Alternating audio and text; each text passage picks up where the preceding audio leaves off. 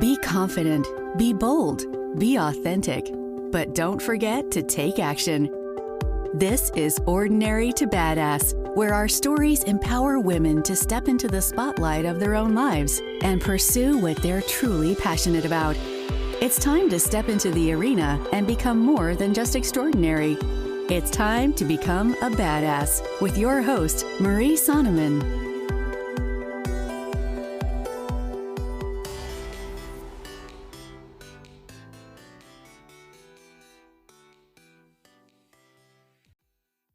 Welcome to Ordinary to Badass, episode number 208. In this episode, you're going to hear 3 reasons why Jackie Simmons is so badass. In case you missed last episode, Jackie talked about the 4 questions to ask your kids or family members to determine if they're suicidal, how the law of attraction and suicide are related, and the right age to have a conversation with your kids about suicide. Now, let me tell you, May is Mental Health Awareness Month. It is an important month to be having these conversations, and I know it might be awkward. It might be uncomfortable, and Jackie wasn't even comfortable having the conversations with her daughter even after she attempted suicide, but a lot of times it is necessary. And as I've shared before, I lost a family member to suicide, so it really is super important to me to have these tough conversations. With that, let's just go ahead and jump into the episode and find out the 3 reasons why Jackie Simmons is so badass.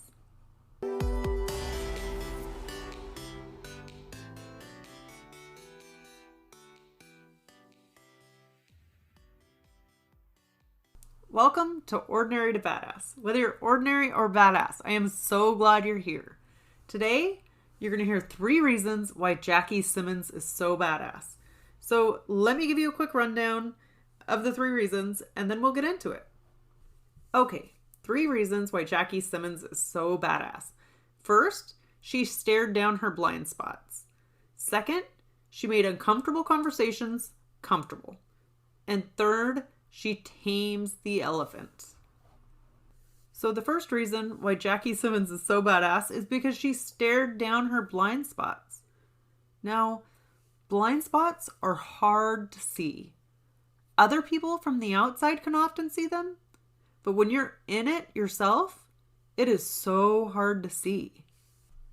Jackie talked about her daughter and having several suicide attempts, and it didn't quite hit her the same way until her daughter gave a speech about suicide. And her daughter gave a speech about the amount of teenagers trying to commit suicide. She said 3,000 teenagers will attempt to commit suicide today. And that speech forever changed Jackie's life. Jackie couldn't quite understand why that speech hit her so differently than the attempts hit her, or it just made a different impact for her. But instead of continuing to stick her head in the sand and ignore the problem, Jackie addressed it head on. And you know what? It's not Jackie's fault that she didn't know what to do when her daughter had attempted suicide, or she didn't know what to say. Most of us don't know what to say. But here's what I love. She learned from it. She learned from the experience. And then she takes ownership of what happened before. And she's looking at things that most parents don't want to see. Sometimes it feels easier to put her head in the sand. And I'm not blaming you, because I've put my head in the sand, multiple times in my life about different things. It's just something we do sometimes to cope, but it's not actually helping the solution. Have you ever realized something that was completely eye-opening? It was a different belief than you've ever had before, and you experienced a certain situation and it absolutely opened your eyes? Sometimes I'm embarrassed. Like, I'll realize, oh my gosh, what I've thought all along is not true. What a fool. But then, like, Jackie is such a badass that she's like, let me talk about it. Because that's a whole nother thing, right? Like, realizing what you've done or what you thought and how it's not really true. And then admitting those blind spots, admitting those things that you ignored before. And then telling other people. Oh my gosh, it's so hard to tell other people about our mistakes, about the things that we've screwed up on. Those embarrassing moments, those embarrassing things that we do, and we don't want anybody to find out about them. So our prior blind spots are absolutely hard to stare down. They're hard to talk about to other people. But here's what I know, is that vulnerability leads to connection. When you're vulnerable about things that have gone on, then other people can relate to you. They can connect to your story and be like, oh, I've gone through that too. That happened to me. And then they don't feel so alone in their journey. So a lot of times, like, all this shame is hidden in the silence, right?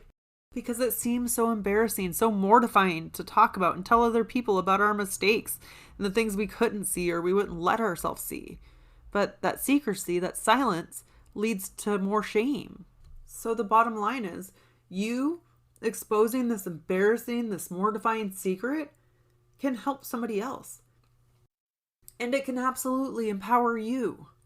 It can empower you to be more of yourself, to be more of a badass, to embrace these stinking mistakes or embrace these blind spots that we didn't want to see before. So I want to know, what are you embarrassed about? What are you keeping a secret because you feel like it's so shameful? Who can you share it with today? That's a challenge. Who can you share the secret with today, or this embarrassing moment that you had? This thing that you feel like such a bad person about. Now, I encourage you to share it with somebody in your life who is supportive and isn't going to like talk down to you, because we all make mistakes. And there are certain people in our lives who are going to be like, oh man, that was crappy. I can't believe you did that. That's embarrassing. Blah, blah, blah. Don't talk to that person. The negative Nelly in your life, don't talk to them. Go to somebody that's supportive of you, that usually always is like your cheerleader. They're going to always root you on. You go to them and you tell them that embarrassing thing, or you tell them the thing you're mortified about, and that shame will reduce. It'll reduce in size and you'll feel a little bit better. And you would be surprised how many people can relate to the exact thing that you're going through, the exact thing that you're talking about, and who you can help by talking about it. You are a badass. And that doesn't mean that life's easy. That doesn't mean that these steps are going to come easy to you. They won't. But it sure is badass to push through them. It's badass to take this advice from Jackie Simmons, from the women who have gone before us, and do what they are doing or what they've already gone through instead of having to go through it all ourselves. So Jackie was a badass. She stared down her blind spots and talked about them. She shared these vulnerable moments that she could have kept hidden. She could have kept a secret. She could have kept it all within her family. But she shared it with you and me because it's that important. And a lot of your secrets or your embarrassing moments, the things that mortify you, they are that important. So tell a loved one, tell someone that's your cheerleader and that will root you on, and you will be surprised at the result. Okay, I keep recording and re-recording here because my husky Kono is in the room and he is panting like crazy. So I'm trying not to have you hear the panting in your ear, but I've hit stop and record so many times, and when I shut the door, he kind of nods it open or pushes it open. So we're just going to go with it today. Okay, the second reason why Jackie Simmons is so badass is because she makes the uncomfortable comfortable. Who in the world is comfortable talking about suicide? It is hard. And then, like me, as someone who's lost a family member to suicide, it is really hard. I'm not quite there yet where I can just like talk about it so freely. But she is talking about it pretty openly. And she's doing it in a way that people can connect, that people can talk about it and not feel wildly uncomfortable. And that is badass. So Jackie said that, it took a work and it took process, or it was a process to figure out how to talk to people about suicide, how to talk to somebody who's suicidal and determine if they are without having them be completely closed off. And so she talked about 4 questions that you could ask a loved one to determine if they're suicidal or if they need help. And just a quick review, question 1 is, have you heard about the rise in teen suicide? Question 2, do you have a story? Or do you have a friend who's tried or died? Question 3, have you ever thought of leaving that way? And question 4, why stay? What are your reasons for staying? So the questions are organized in a way that teenagers or that people feel comfortable talking about it. And Jackie, even with that, they had to do some tweaking because initially it didn't necessarily work. And so she put in the effort to learn, okay, what questions are the right questions to ask? Should they be open-ended questions? Should they be closed-ended questions? This wasn't about what Jackie wanted. It wasn't about what worked for Jackie. She looked into it and figured out what worked for families, what worked for teens, what were good questions for teens to be answering. And she said that it's important that they're asked in that particular order. But she could have went along with what she had always done, or not asked questions at all, or asked all questions a certain way without adapting to what worked for other people. But she listened and she learned and then tweaked to make things right. You do not have to know all the answers. When you are trying to figure something out, you don't have to know. What's a valuable skill is listening. Listening to what other people have to say. Listening to feedback. And then you can adjust as needed. So what are your blind spots? What are you ignoring that you shouldn't be ignoring? Why are you ignoring it? What is your fear? A lot of times we ignore things because we have this fear that's behind it. Like Jackie's daughter's suicide attempts, right? Maybe she wasn't as focused on it because she didn't know what to do. And there was this fear of what would happen if it became true. And that's assuming, I don't know. But I know that a lot of times we get in these situations and it's so hard. The fear gets so big. It's like, what do I do? And if it's true, then what? But something that I've heard that is very helpful is to write down, okay, what are all the worst case scenarios? All the worst possible things that can happen? And what would I do if those things happened? Now, usually death isn't the end result, right? What would I do if somebody died? That's hard. That's absolutely hard. And death isn't the end result of a lot of our fears. It could happen, but it's not typical, right? But a lot of times once we face these fears, once we look at them in the face and then write down what are all the possible outcomes, and then separate from that, write down what are all the things I could do if that fear became true. And we realize that we have more options than we think we have. There's so much possibility out there.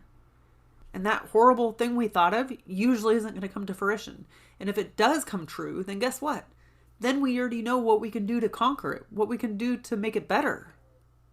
So instead of just like thinking about these fears and magnifying them in our mind, sometimes it helps to just write them down. Write down all your fears, write down the worst possible outcomes, and then based on those worst possible outcomes, write down everything you could do in response to it.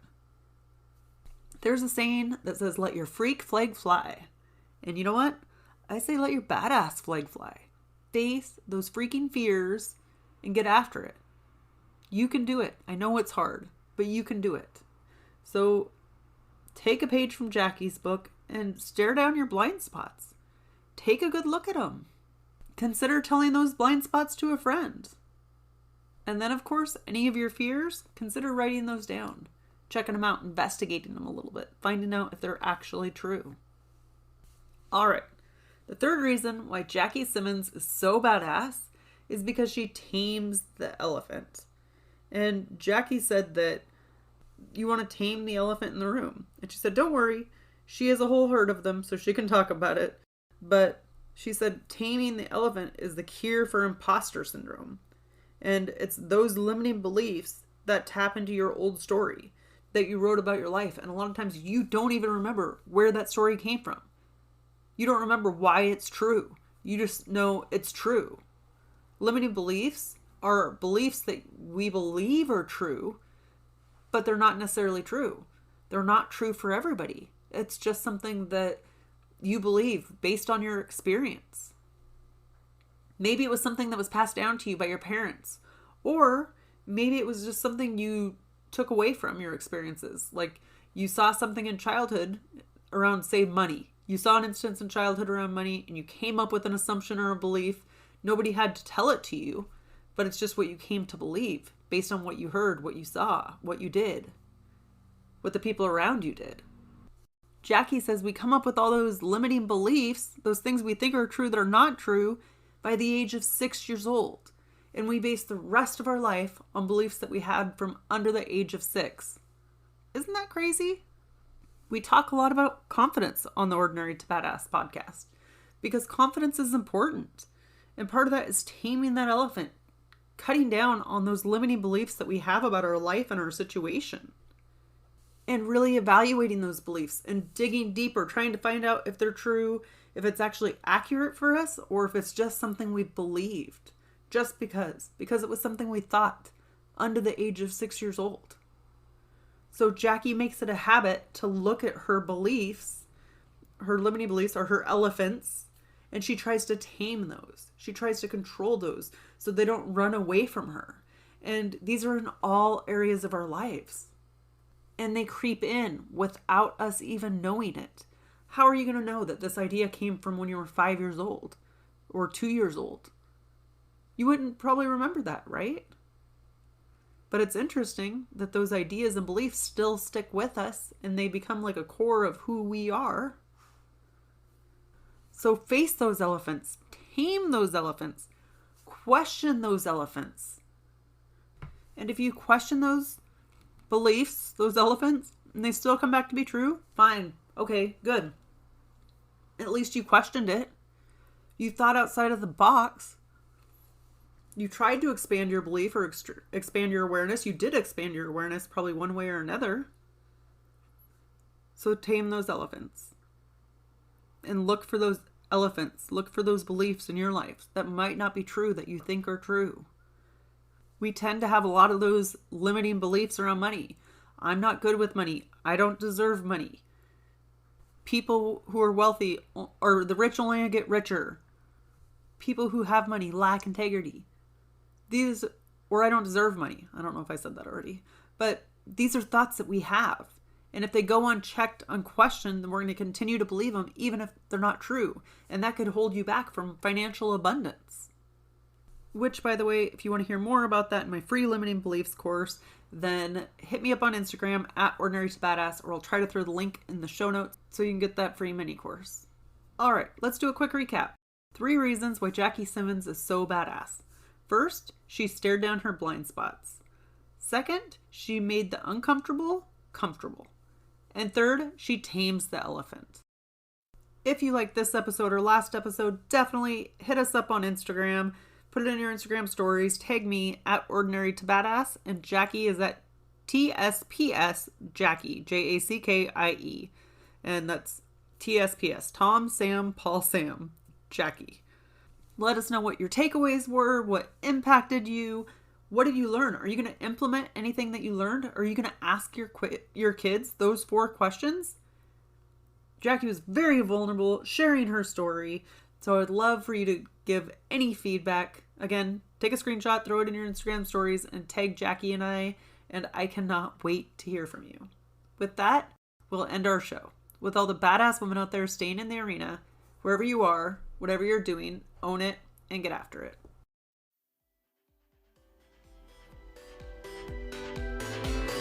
Now that you've listened to this episode of Ordinary to Badass, we want to hear from you. Go to our website, ordinarytobadass.com/podcast, and submit your own experience on how you took your life from ordinary to badass and get the chance to be on a future spotlight episode of the show. That's ordinarytobadass.com/podcast. While you're waiting for the next episode of the show, wipe off the sweat, dust off the dirt, and get back in the arena.